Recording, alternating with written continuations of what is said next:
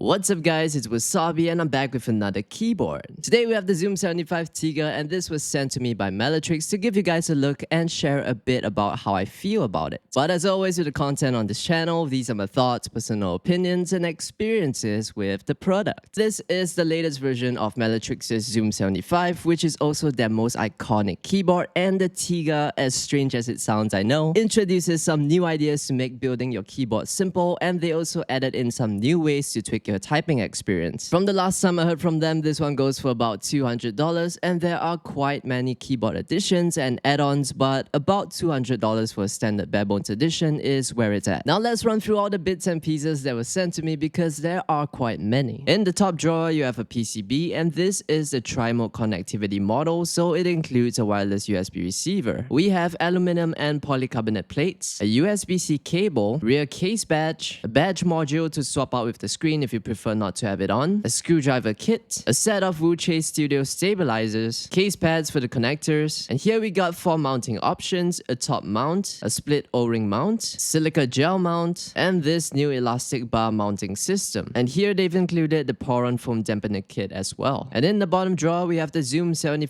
TIGA case. On top of that I received the FR4 plate and palm plate, and the standard foam dampener kit plus the cork material plate and switch pads, which are something new. This is a full CNC aluminum case and it comes fitted with the screen module and a knob that is fixed in the design. There are 15 colorway options to choose from, which from a gamer's perspective sounds pretty crazy. And I chose the aquamarine color. It's a combination of pink and blue, and this one's pretty unique because it has what they call an acoustic with glitter paint coating, which only 4 colorways have. It's not exactly my style, but I thought it would be helpful for you guys to see what it looks like before you buy. So on the top here you have a 75% layout with both the LED screen and knob, and this is something you don't usually see together on a 75% layout. Most often it's either one or the other. The screen is said to be improved over previous screens on their keyboards, and this also runs at 60 frames per second. It is controlled with a combination of keys, and to be honest it's pretty damn confusing because I can never memorize the combinations. It would have been really nice if you can use the knob to scroll through the screen menu, but so far this only lets you adjust the system volume. To personalize the screen you have to download an app on your phone, and that lets you use your pictures or GIFs as the screen background. The app can also give you system information such as your CPU, GPU, fan speed, network speed, which at this point is not working yet, so unfortunately I can't show it to you guys. But that is really all that the app does, which to me comes off rather troublesome and unnecessary. It just sounds a lot easier to find images and GIFs on your computer and load it up from there, which you can't do. Thank goodness the screen can be replaced with a badge if you prefer to do without it, or you can just have 2 additional keys in its place. The knob here is something different and I'm okay with it, but the mechanism itself just kinda sucks because scrolling feels awfully stiff. It doesn't roll smooth enough, and quite likely you're gonna unintentionally press the keys around it if you use too much force. The bottom cage design is pretty cool and very different from what you would normally see on the classic Zoom75 keyboard. It has a pre-installed force brake mod, pogo pin connection instead of a traditional ribbon cable, screwless mount options, and it also has a catchball system. As you could tell from the unboxing earlier, there are many build combinations for you to try out, and being able to open up your case just by pulling it apart makes it easy to quickly find your preferred build. The TIGA has tri-mode connectivity, and according to them this is the only PCB option they will have. Wireless performance via the wireless receiver was good enough for typing, but since I had this over the past couple of weeks, when the PCB works there had been a few occasions where there were delays in my input, so if you plan to use this for gaming, I strongly recommend using the cable. For my first build I went with the polycarbonate plate with pour-on foam, the elastic bar silicone mounting, which is their new mounting system, which they say offers a balance between rigidity and elasticity. For my switches I have Gateron silver smoothies, and for the keycaps they sent me a set of Wu-Chase Studio Amber Teal keycaps, which look very pretty with the suspended 3D legends, but these kind of drive me nuts because these are fingerprint magnets and they don't sound all that great to me. But it's okay, I'll work with what I got. And now here are a couple of sound tests of the TIGA with different combinations of plates and dampening materials with the elastic bar mount. I do apologize as these Gaterons are the only mechanical switches I have at the moment, which I have previously for gaming.